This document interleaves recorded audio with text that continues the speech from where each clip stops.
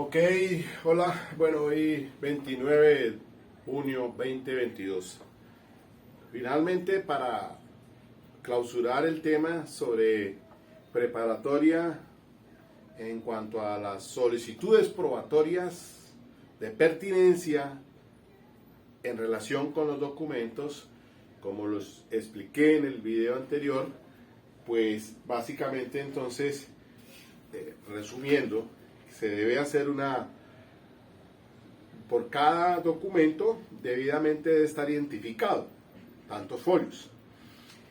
Si se dice pues que si son varios documentos anexos a un informe de policía judicial, eso no lo convierten en una sola prueba. Por lo tanto, entonces, cada uno será una evidencia independientemente del mismo.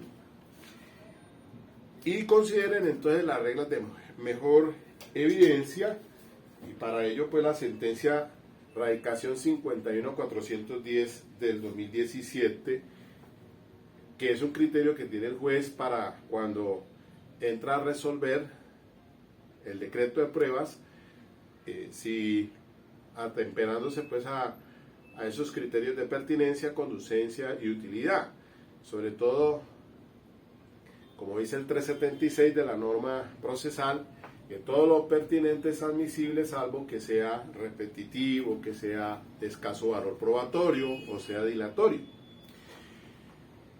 Hoy, pues aquí brevemente entonces vamos a revisar unas recomendaciones que hace la Sala de la Corte Suprema de Justicia en sede de casación penal cuando se tratan de documentos voluminosos o cuando se tratan de audios o CDs que contienen grabaciones.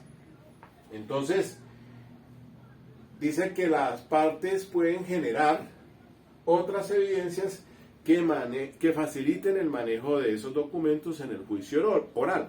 Por esa razón, entonces, se debe llevar un testigo de acreditación para las transliteraciones de los audios. Y eso entonces quiere indicar que no es que reemplace la evidencia como tal, porque en el decreto de pruebas, en esa carta de navegación que usted tiene para el juicio oral, pues debe obviamente estar esa evidencia allí, pero que para su fácil entendimiento en el juicio oral, pues se puede llevar entonces un testigo de acreditación para que en efecto entonces permita que se comprenda mejor el contenido de ese audio, porque eso hace que no sea tan tedioso, tan farragoso, tan problemático, pues en plena audiencia que se hagan poner a las partes a escuchar esos audios, y entonces es mejor entonces para su comprensión pues dinamizar de esa manera. Lo mismo cuando se tratan de documentos voluminosos,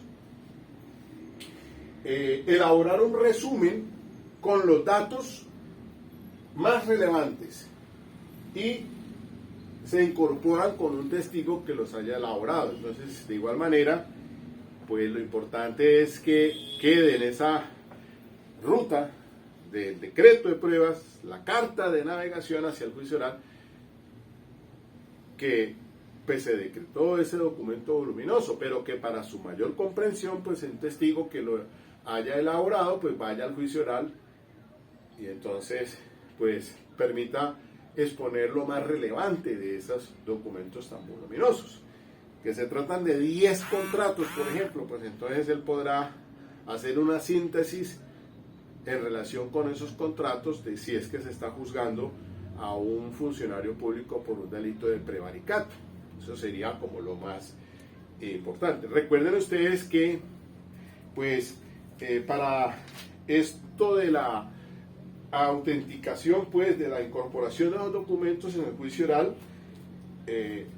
hay que hacer entonces lo que recomienda la Corte, que es a través de ese conocimiento directo y personal que tenga el testigo, recordándoles pues que cuando hablamos de sentar las bases es que ese testigo va pues a decir que eso que tiene allí presente es lo que dice ser.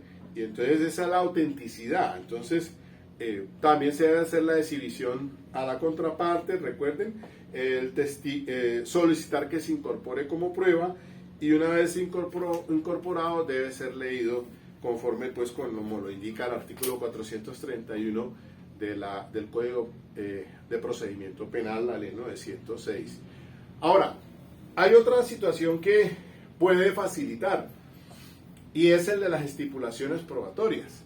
Para ello entonces, aquí les traje para el día de hoy, aquí aparecen dos sentencias de la Corte Suprema de Justicia, la 47666 del 15 de junio del 2016 y también otra 38975 del 6 de febrero del 2013, porque esto se presta para confusiones a veces. Mire, estipular no es otra cosa que sacar un determinado aspecto fáctico del debate probatorio.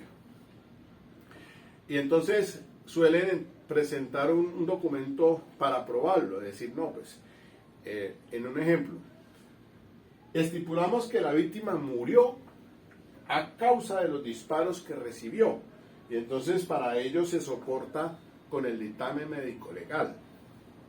Pues, bajo esa perspectiva, no se valoran los documentos, es decir, el dictamen médico legal. Lo que se da por sentado y probado es ese hecho fáctico, que murió a consecuencia de los disparos por arma de fuego. Entonces, la Corte Suprema de Justicia, por esas razones, dice que en algunos eventos pues es mejor hacer estipulaciones probatorias y se evita entonces en desarrollo del juicio oral ese desgaste. Por ejemplo, así, cuando se trata de una investigación por prevaricato o por falso testimonio, dice la Corte que en esos eventos, pues lo que se estipula es, por ejemplo, el contenido de la sentencia. La sentencia es lo que se estipula, porque hay una situación fundamental aquí, que todo lo que sea tema de prueba se puede estipular. Todo lo que sea tema de prueba se puede estipular. Luego, esos acuerdos probatorios, dice, en cada caso, según sus particularidades, las partes podrán celebrar los acuerdos probatorios que consideren pertinentes, siempre y cuando ello no implique renuncia a los derechos constitucionales, artículo 10, que es un principio rector de la ley 906. Y hay un radicado aquí que no está allá, pero se lo cito, que es el 44932 del 5 de julio del 2017. Entonces, dice que la Corte Suprema de Justicia, que es posible que algunos documentos constituyan el objeto mismo de la estipulación. Por ejemplo, cuando en los casos de prevaricato, la Fiscalía y la Defensa dan por probado que el procesado emitió una determinada decisión y que lo hizo a partir de una específica realidad procesal. En esos eventos, el documento contentivo de la decisión, sentencia, resolución, etcétera, ingresa como objeto de la estipulación. Esta fue la decisión que se tomó, por ejemplo. Y lo mismo sucede con los documentos contentivos de las pruebas, los alegatos que en su momento presentaron las partes. Estos son los elementos de juicio con los que contaba. Este tipo de estipulaciones suelen celebrarse por diversas razones, como cuando se trata de hechos difícilmente rebatibles o las partes tienen claro que el debate se reduce a los juicios valorativos orientados a establecer si la decisión tomada bajo esas condiciones puede catalogarse como manifiestamente contraria a la ley, o las inferencias frente a los elementos estructurales del dolo, entre otras. Entonces, en estos casos, el documento, sea el registro, ingresará como estipulación. Esto fue lo que el procesado declaró. Esto es para cuando se trata de un delito de falso testimonio y las partes acuerdan que el procesado rindió una declaración contenida en un determinado documento, por ejemplo, en un registro oficial de una audiencia. Entonces, repito, en esos casos el documento, o sea, el registro, ingresa como objeto de estipulación. Esto fue lo que el procesado declaró.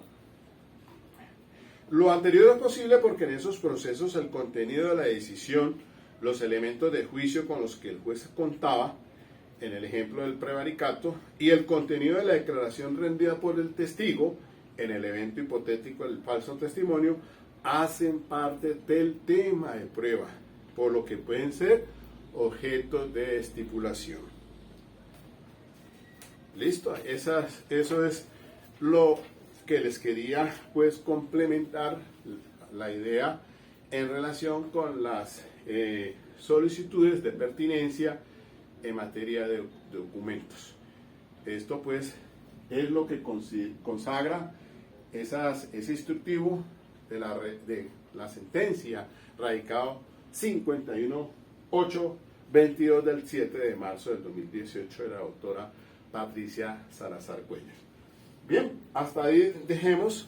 Yo creo que pues faltan otros temas muy importantes, sobre todo en una cuestión muy puntual aquí que estaba observando sobre el descubrimiento, los momentos del descubrimiento probatorio, las fases del descubrimiento probatorio, cuándo se agotan.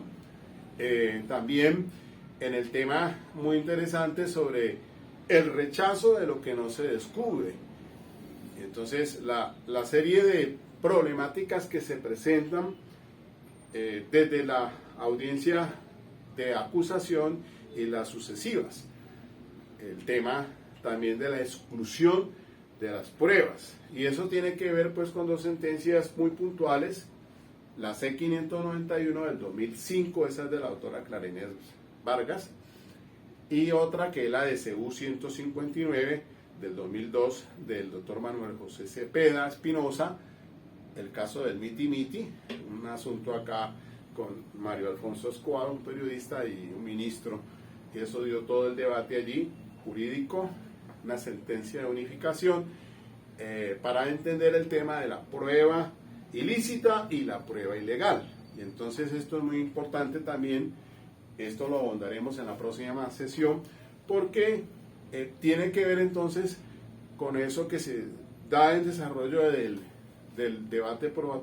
debate en la audiencia preparatoria de la exclusión de las pruebas. Y también, pues, los recursos, qué cabe por un caso, qué cabe cuando se rechaza, qué cabe cuando se excluye, qué recursos caben cuando se dinamiten. Entonces eso también es interesante en esta secuencia relacionado con la audiencia preparatoria. Bueno, hasta allí nomás por el día de hoy. Chao, chao.